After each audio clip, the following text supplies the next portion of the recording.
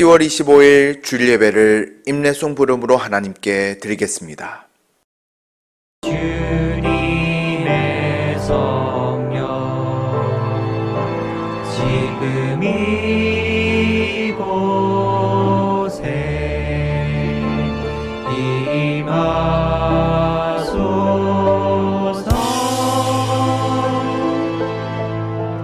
임하소서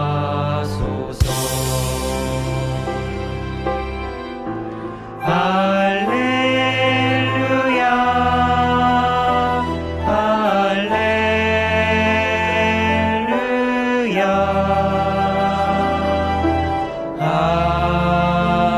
할렐루야 할렐루야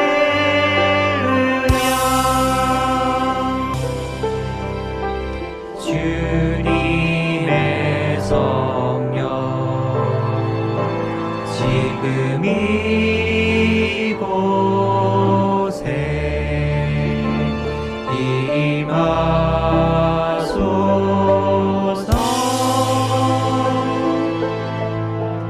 임하소서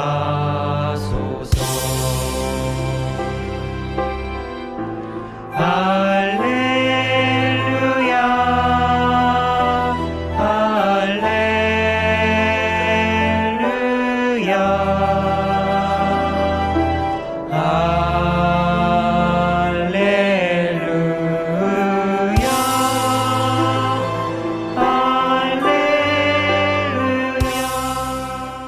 사도신경으로 신앙 고백 드리겠습니다.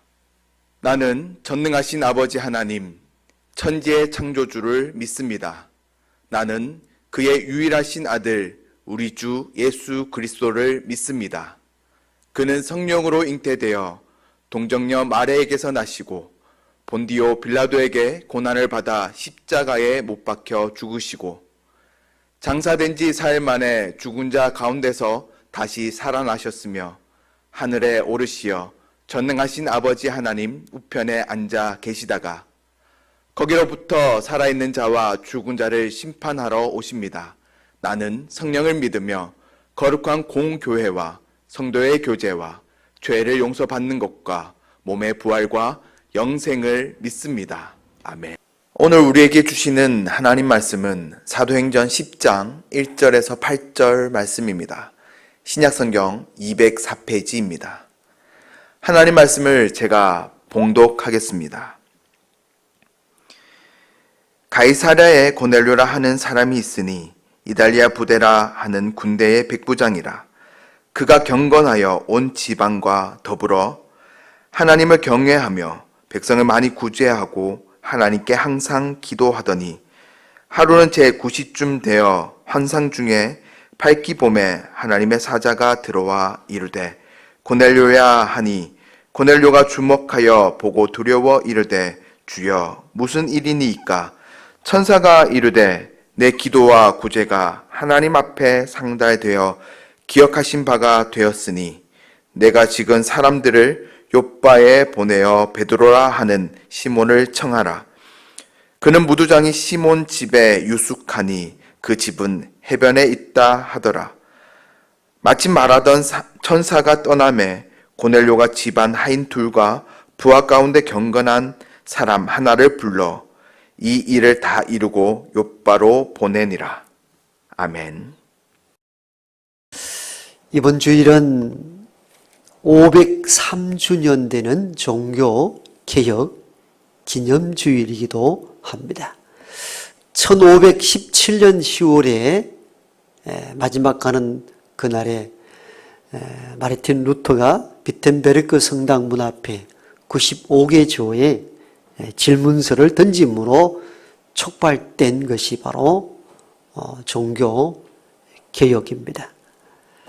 보통 이때는 교회에서는 입교와 세례 예식 그리고 성찬식을 함께 거행하고 때로는 기념 강연을 통하여 개혁의 의미를 되새기고 또 개혁적인 신앙을 계속 이어가고자 결단하는 시간들을 가졌는데 올해에는 입교나 세례 예식, 성찬식도 거행치 못하는 안타까운 그런 주일이기도 합니다.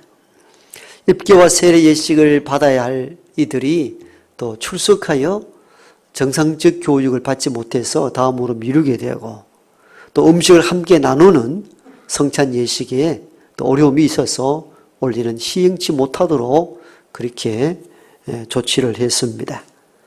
어떻든 지금의 신앙생활이 정상적이지는 않습니다. 비정상적이고 일부는 이를 기독교의 최대 위기다 이렇게 명하기도 합니다.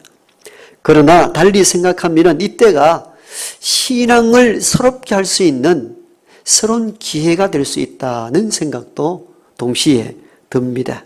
이제껏 우리는 교회 중심으로 신앙생활을 해왔습니다. 그러한 교회 중심의 신앙생활은 교회를 성장케 하는 일들과 교회 중심으로 양육받고 훈련받은 일에 있어서는 매우 긍정적 역할을 했습니다. 그러나 교회 중심의 신앙생활이 교회에만 활발하게 움직였을 뿐이지 교회 문을 나서서 가정과 세상 속에서 신앙생활이 활발하지 않는 한계도 동시에 가지고 있었음을 우리는 인정해야 합니다. 따라서 이런 어려운 그 시기를 통해서 우리 신앙이 교회에만 머무는 것이 아니라 가정과 세상에서 활발하게 이제는 그 신앙이 접목되어야 되겠다는 생각을 갖게 됩니다. 즉 우리 신앙의 생활이 지난주 광고 시간에 잠시 말씀드린 것과 마찬가지로 생활신앙으로 전환되어야 합니다. 이 말씀의 의미는 즉 교회 중심으로만 활발하게 움직였던 우리 신앙 생활이 이제는 가정과 직장과 세상 속에서 실현시켜 나가는 생활신앙으로 전환되어야 한다는 것입니다. 생활신앙의 본을 보인 이가 오늘 우리가 본문에서 읽었던 고넬료입니다. 고넬료는 자기의 신앙을 자기가 사는 현장에서 구체화시켰던 인물이라 이렇게 볼 수가 있습니다. 2절에 보니까 고넬료는 온 지방과 더불어 하나님을 경외했다 이렇게 기록하고 있습니다. 고넬료는 당시 유대인의 신앙의 중심지였던 회당에 출입한 흔적이 없습니다. 회당 중심으로 양육받고 신앙을 체계화시켰던 인물이 아닌 것으로 보여집니다.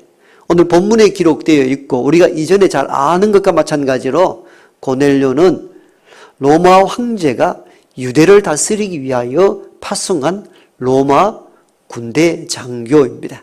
100명의 군사를 거느린 백부장이기도 합니다.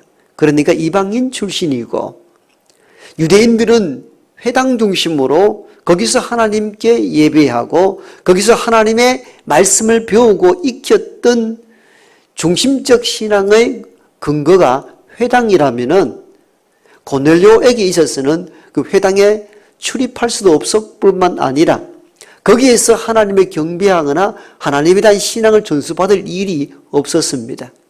어떠한 경로로 그가 하나님을 신앙했는지는 알 수 없습니다만은 그가 오늘 2절에 기록된 것과 마찬가지로 온 지방과 함께 하나님을 경외했다는 이 구절을 우리가 읽게 된다면은 그가 온 지방과 함께 거기 가정에서 하나님을 신뢰하고 신앙해야 하지 않았는가 하는 그 생각을 가질 수가 있습니다. 그리고 성경을 읽어보아도 고넬료가 오늘 같은 교회라 볼 수 있는 회당 중심의 신앙생활을 한 흔적은 보이질 않습니다. 그럼에도 불구하고 고넬료를 우리가 주목해야 되는 것은 그가 그 온 가족과 함께 가정 중심으로 하나님을 경외하는 생활신앙자였음을 짐작해 할 수가 있습니다.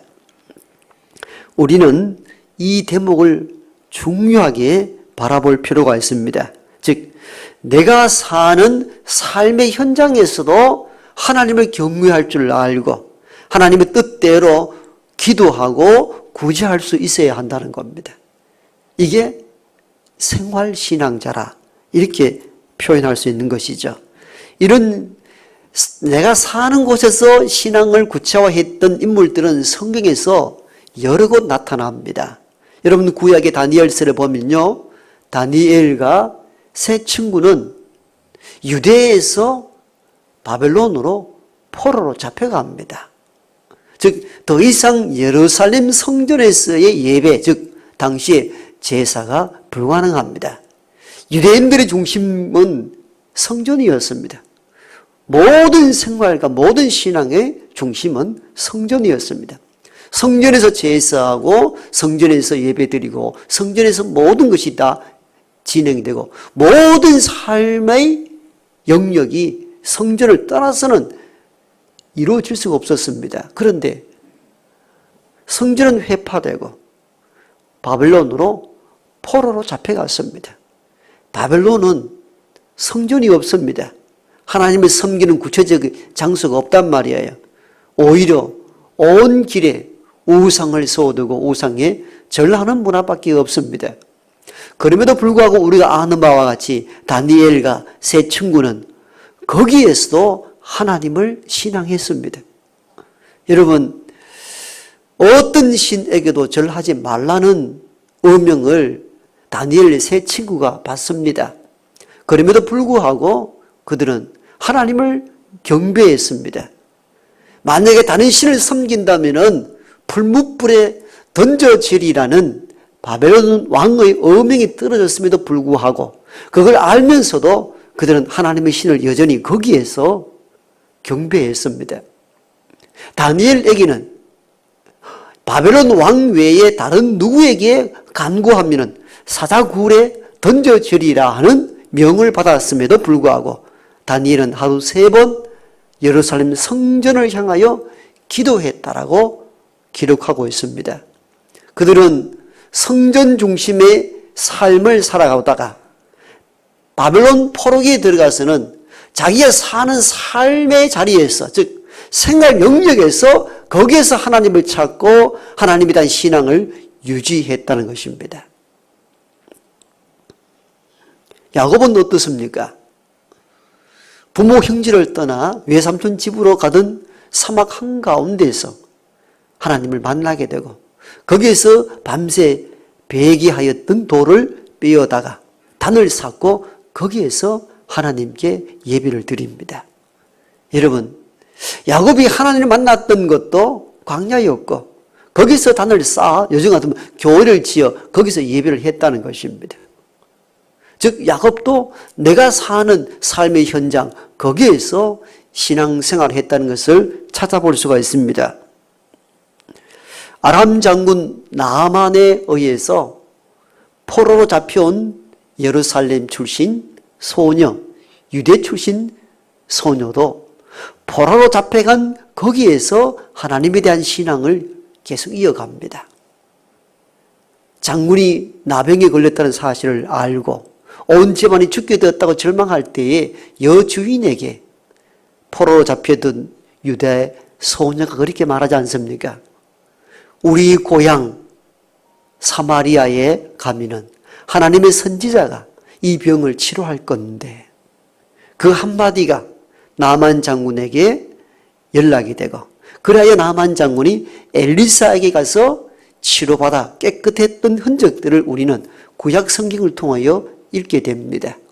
그 유대에서 잡혀온 소녀는 유대 땅에서 성전 중심의 신앙생활을 해왔지만도 포로로 잡혀간 거기에서도 하나님의 신앙을 잃어버리지는 않았습니다. 생활신앙의 본이 되는 소녀에 대한 이야기입니다. 이런 것들을 종합해 보면은 성전 중심의 신앙생활도 중요하지만도 자기 삶에서, 즉 삶의 현장에서 신앙을 실현하고 구체화하는 것도 얼마나 중요한 것인가를 알게 됩니다.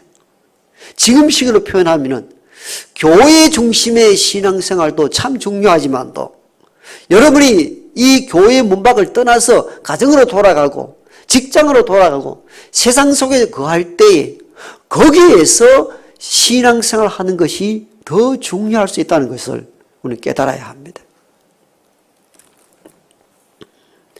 따라서 신앙을 교회 중심으로만 제한해서는 안 됩니다. 교회 와서 하나님 말씀을 바로 알고 바로 배우고 바르게 신앙했다면 그걸 붙잡고 세상 가운데서 치열하게 구현해야 합니다. 여기서 배운 하나님에 대한 말씀, 여기서 얻었던 하나님의 은혜를 가슴에 담고 가정으로 돌아가면 가정 속에서 하나님을 경외할 줄 알아야 되고 직장과 세상 속에서 하나님의 신앙을 붙잡고 생활하도록 해야 합니다. 즉 신앙생활에서 생활신앙으로 전환할 때가 됐다는 것입니다. 우리는 이제껏 어떻게 해왔습니까? 교회에 모여서 많은 모이는 것과 그리고 여기에서 활동하는 것, 그걸 최고로 여겼습니다. 그걸 강조했습니다. 그러나 가정과 직장에서 세상 속에서 여기서 배운 이 말씀의 진리를 붙잡고 치열하게 살아가도록 하는 훈련에 있어서는 매우 부족했음을 느낍니다. 목사의 책임이기도 합니다. 그러나 우리가 우리의 신앙을 현장에서 구체화할 때 거기에서 하나님의 역사가 나타나는 줄 믿습니다. 여러분 고넬료를 보십시오. 회당 중심의 신앙생활을 하지 않았습니다. 자기 집안 중심으로 신앙생활을 했습니다만 그러한 역사가 거기서 일어나잖아요. 어느 날 환상 중에 요바에 있는 베드로를 집으로 청하라는 환상과 계시를 받게 되고 사람 셋을 보내어 베드로를 자기 집에 초대합니다. 베드로도 그 시간에 환상을 보게 됩니다. 옥상에 올라가서 정오에 하나님께 기도하는데 이상한 환상이 보이는데 하늘로부터 보자기가 내려오는데 풀어보니까 네 발 들린 짐승들 벌레들이 덕실덕실 하는데 계시에 의하면 그걸 먹어라 하는데 하나님 이 추하고 더러운 것을 내가 어떻게 먹느냐 할 때 하나님의 음성이 들리죠. 하나님이 깨끗다 하는 것을 너희가 왜 추하다 하느냐. 도대체 이 환상이 뭘 말하는가 하는 순간에 고넬료가 보낸 세 사람을 만나게 되고 우리 주인 고넬료가 베드로 선생을 우리 집에 모시게 한답니다. 그때서야 그 환상과 계시가 뭘 뜻하는지를 알게 되죠. 아, 유대인들이 거부했던 이방인들도 하나님이 속되다 하지 않고 거룩하게 할 수도 있겠다는 생각을 가지고 고넬료 집에 와서 예수의 복음을 전함으로 고넬료 집안에 모였던 모든 이들이 예수를 받아들이게 되고 세례받는 역사가 일어났습니다. 놀라운 역사가 거기서 일어난 것입니다. 여러분 다니엘과 세 친구도 보십시오. 성전 중심의 생활에서 포로지로 옮겨갔습니다만 거기서 하나님을 신앙할 때 어떤 역사가 일어난 줄 우리가 다 압니다. 임금 외에 다른 신을 섬기지 말라는 그 어명이 떨어졌음에도 불구하고 포로지에서 하나님을 신앙하다가 풀무불에 던져졌으나 그 새도 녹이는 풀무불 속에서도 머리털 하나 상하지 않았습니다. 이 광경을 바벨론 왕이 보았습니다. 다니엘은 왕 이외에 다른 이에게 뭔가 구하지 말라, 기도하지 말라 했음에도 불구하고 예루살렘 성전을 향하여 하루에 세 번씩 기도하다가 사자굴에 던져졌음에도 불구하고 하나님이 사자의 입을 봉하여 다니엘을 집어 삼키지 못하도록 했습니다. 이것 또한 바벨론 왕이 보았습니다. 그리고는 바벨론 왕이 그렇게 고백합니다. 너희의 신이 참 신이로소이다. 여러분, 생활에서 신앙을 구체화할 때에 거기에서 하나님의 역사가 일어나는 것입니다. 여러분, 나만 장군의 집에 붙잡혀간 유대 소녀 포로인 그 어린 소녀가 우리의 고향 사마리아에 가면 하나님의 선지자가 우리 주님의 병을 고칠 것인데라는 그 한마디가 나만 장군의 병을 치료했습니다. 그러자 나만 장군이 뭐라 합니까? 이스라엘 외에 온 천하에 신이 없는 줄 내가 아나이다 라고 고백합니다. 그 소녀의 생활신앙을 지켰던 그 소녀에 의해서 나만 장군이 하나님 외에 이스라엘 신이 없다는 것을 알게 됐다는 거예요. 이런 역사는 자기 삶의 영역 속에서 신앙을 지킬 때 나타나는 하나님의 역사입니다. 하나님의 역사는 교회 안에서만 있는 게 아니에요. 저와 여러분이 사는 삶의 현장 속에서 참으로 하나님을 신실하게 믿을 때 거기에서도 하나님의 역사가 일어납니다. 우리는 이 비밀을 간직하는 자가 되어야 합니다. 이제껏 우리는 교회 중심의 신앙생활에 역점을 두었습니다. 물론 교회 중심의 신앙생활에 역점을 둔 데에는 긍정적 요인이 많습니다. 교회를 통해서 하나님을 알고, 교회를 통해서 참된 예배가 무엇인지를 깨닫고 양육받고 훈련받았습니다. 어떤 신학자는 교회를 대신할 만한 어떤 세상의 제도나 조직도 존재할 수 없다.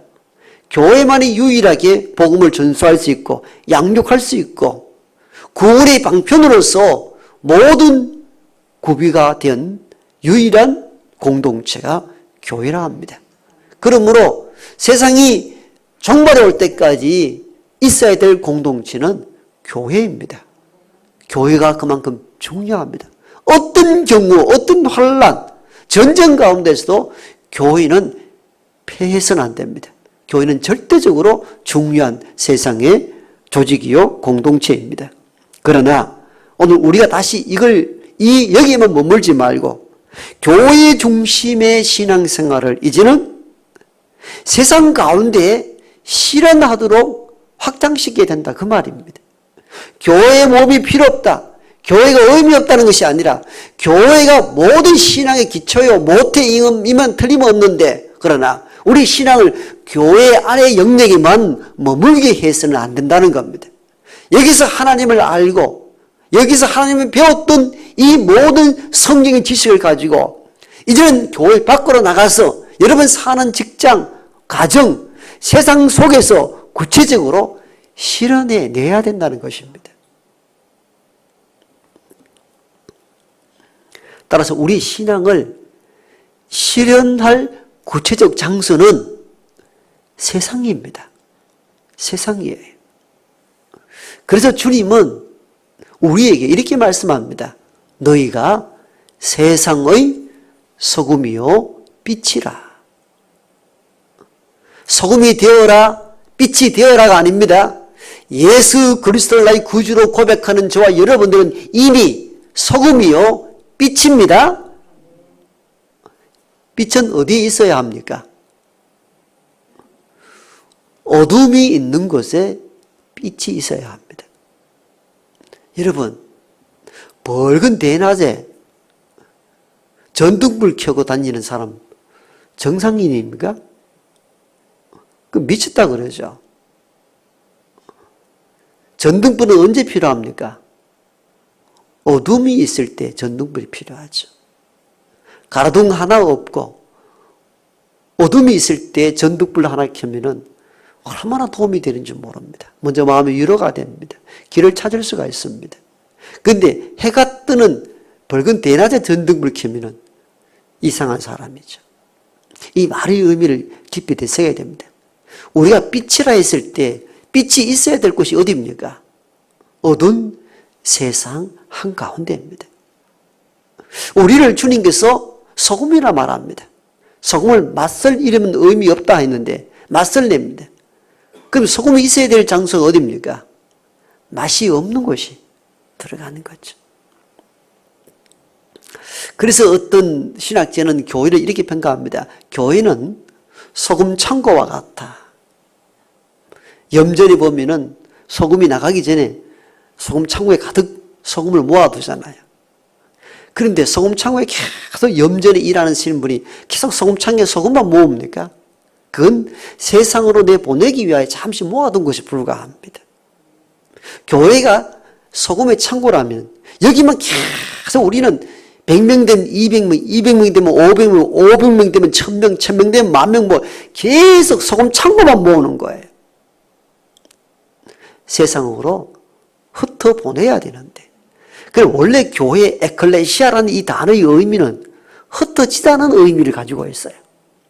우리는 그냥 모으는 데만 열심을 다했는데 흩어져 빛과 소금의 역할을 감당하게 하는 데에 한계가 있었다는 것을 인정해야 합니다.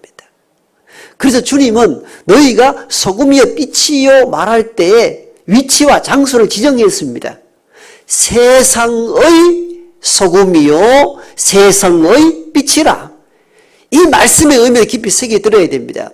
소금과 빛이 있어야 될 위치와 장소는 세상이라는 것입니다. 다시 말씀하면은 신앙인으로서 소금과 빛이 된 저와 여러분들이 거하여 세상의 어둠을 쫓아내고 세상의 맛을 살려내려면 세상 한가운데로 들어가야 된다는 것입니다. 따라서 오늘 코로나로 인하여서 교회 모임과 활동이 활발하지 않습니다. 그래서 위기라 말합니다마는 저는 오히려 우리 신앙을 새롭게 전환할 좋은 기회라 여겨집니다. 왜인 줄 아세요? 오늘 말씀드린 것처럼 우리는 그냥 교회 중심으로만 계속 활동하는 것만. 그러나 진짜 중요한 것은 여기서 배우고 익힌 것을 붙잡고 세상으로 나가야 되는 거예요. 어떤 후배 목사와 이런 대화를 나누었어요. 시골에서 목회하는데 선배 목사님, 저는 임직식을 하면서 느낀 거 있습니다. 뭡니까? 교회 이제껏 임직자들은 주로 교회에서 열심히 활동하는 사람들만 건사가 되고 장로가 되고 집사가 되는데 자기가 시골 동네 목회를 하다 보니까 동네 일을 잘하는 신앙인들 그 사람도 장로가 되고 건사가 되어야 되겠다는 생각이 들더라는 거예요. 옳습니다. 내가 그래서 옳습니다. 그랬어. 맞는 얘기거든요. 우리는 교회 안에서 열심히 하는 사람들은 뭐가 되는 거죠. 그런데 진짜 중요한 건 뭐예요? 가정과 직장과 사회 속에서 사회봉사도 하고 활동도 하고 신실하게 살아가는 사람들도 진짜 그리스도인이거든요. 근데 우리는 그동안 교회 안에만 모으고 교회 안에서만 활동하고 그것 중심으로 살아왔잖아요. 코로나가 터지고 보니까 그 교회의 활동들이 거의가 마비가 되고 축소가 되잖아요. 그러니까 우리 속에 아이고 교회가 이렇게 큰일 났다. 아니에요. 오히려 신앙을 새롭게 전환할 수 있는 좋은 기회가 온 거예요. 교회 중심으로 활동했던 이 영역들이 이제 가정과 세상으로 확장시켜 나가는 겁니다. 그럴 때 거기에서 하나님의 역사를 경험하는 것입니다. 여러분 종교개혁이 어떻게 완성될 수 있었는가? 마르틴 루터가 시작했지만도 마르틴 루터 한 사람 때문에 개혁이 완성됐을까요? 아닙니다. 얼떨결에 시작은 했는데 교황으로부터 당시에 거대한 가톨릭으로부터 공격을 받으니까 루터가 감당할 수가 없습니다. 포기를 했습니다. 사실은. 왜? 그때 종교 재판은 사형도 가능했거든요. 계속 도망 중에 있습니다. 그때 누가 도왔을까요? 독일의 영주들, 제후들이 거대한 캐톨릭 제도에 힘없이 굴복만 했던 이 제후들이 루터가 하는 일이 옳다는 것을 알았습니다. 그리고 그때는 자국의 성경을 읽지 못했습니다. 다 라틴어로. 교회 가도 라틴어로 하는데 알아들을 수가 있습니까?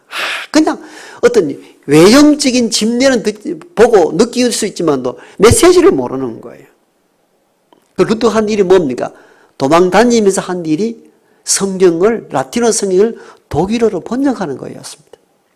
그 쪽복음을 써가지고 인쇄해가지고 제후들 중심으로 시민들에게 다 나눠줬는데 세상에 하나님 말씀이 이렇게 달콤한지를 그때 깨닫게 된 거예요. 한마디로 충격이 일어난 거예요. 혁신이 일어난 거예요. 라틴어를 사제들 신부들 외에 읽지도 못하고 듣지도 못했는데 독일어 번역으로 보는데 복음서를 보다가 놀라는 거예요. 이렇게 귀한 말씀을. 사실 이렇게 해서 독일의 시민들이 루터를 지원하기 시작합니다. 그러니까 거대한 캐톨릭도 이제 루터를 더 이상 어떻게 할 수가 없는 거예요. 이 규모가 너무 커져버리니까. 독일 시민들이 자국어로 된 번역의 성경을 읽으면서 자기 삶의 영역 속에서 복음을 접하고 깨닫게 되고 생활이 시작된 거예요. 이게 종교개혁을 완성시키게 된 큰 동력이 되었던 것입니다. 한국 기독교회가 그동안 교회 중심의 성장주의적으로 움직였다면 코로나 시대 이후에는 우리가 위기다 할 필요 없습니다. 오히려 교회에서 배우고 익혔던 이 하나님 말씀 붙잡고 여러분 가정과 직장과 세상 속에서 구체화시켜 나가십시오. 그러할 때에 이 한반도가 새롭게 하나님의 계절로 다가올 줄을 믿습니다. 이제 우리가 교회 안에서만 열심히 했던 이 역량들을 세상 속에서 구체화해 나가십시오. 고넬료도 그러한 일을 했습니다. 회당 중심의 인물이 아니었습니다. 온 지방과 더불어 가정에서 하나님을 경외할 때에 신비로운 일들을 경험하게 되고 베드로를 만나게 되고 베드로를 통해서 예수를 영접하고 온 가정이 다 세례를 받는 역사를 경험하지 않았습니까? 그러므로 우리가 종교개혁 기념주의를 통해서 이제껏 우리가 내려왔던 교회 중심의 신앙은 매우 필요했습니다. 여기서 교육을 받았기 때문에. 그러나 여기서 머물지 말고 이걸 붙잡고 여러분 가정과 여러분 직장과 세상 속에서 신앙을 구체화하여 신앙을 새롭게 하는 놀라운 계기가 될 수 있는 은혜의 시간 되기를 원합니다. 찬송가 452장으로 다 같이 찬양 드리겠습니다.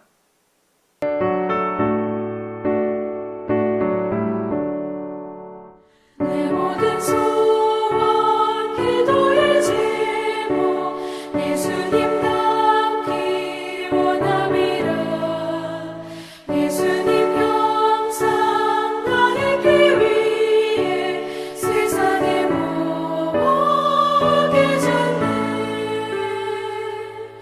예수님 닮기 내가 원하네 날 구원하신 예수님은 내 마음속에 지금부터 사 주님의 형상이지소서 무한한 사랑 풍성한 긍휼 슬픈 자 위로하시는 주 길 잃은 죄인 부르는 예수 그 형상 닮게 없소서 예수님 닮기 내가 원하네 날 구원하신 예수님은 내 마음속에 지금부터 사 주님의 형상이지소서 겸손한 예수 거룩한 주님 원수의 멸시 참으시사 우리를 위해 고난을 받은 구주를 닮게 하옵소서 예수님 닮기 내가 원하네 날 구원하신 예수님은 내 마음속에 지금부터 사 주님의 형상이지소서. 네, 앞뒤 잡은 인사하십시다. 사랑하고 축복합니다. 네. 오늘 처음 우리 교회에 오셔서 한 가족이 된 분을 소개합니다. 김지윤님 뒤쪽에 계시는데 보니까 우리 교회 몇 달 쭉 이렇게 조용히 다니신 것 같습니다. 우리 함께 가족이 된 김주인님을 박수로 환영하겠습니다. 감사합니다. 예배를 마치고 저와 새가족부 잠시 만나고 다녀갔으면 좋겠습니다.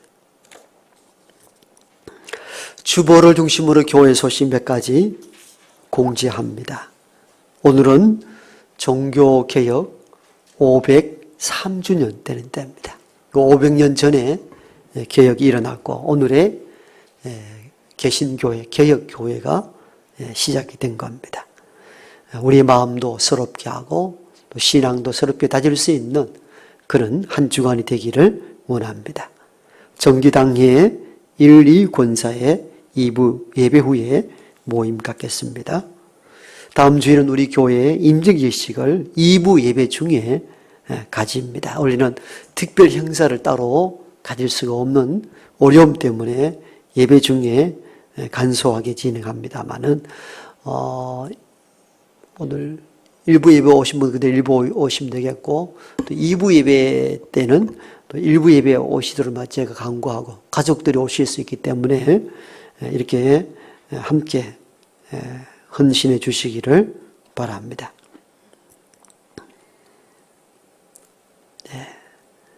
고3 우리 자녀들 위해서 계속 기도해 주시고요. 김영자 권사님도 좀 다치셔서 수술하고 병원에 계시다가 어제 잠시 집에 오셨습니다. 위에서 계속 기도해 주시기를 바랍니다. 여전도의 노예 지역연합회가 화요일 있습니다. 교회에서 9시 반에 출발한다고 하니까 함께 동참해 주시기를 바랍니다.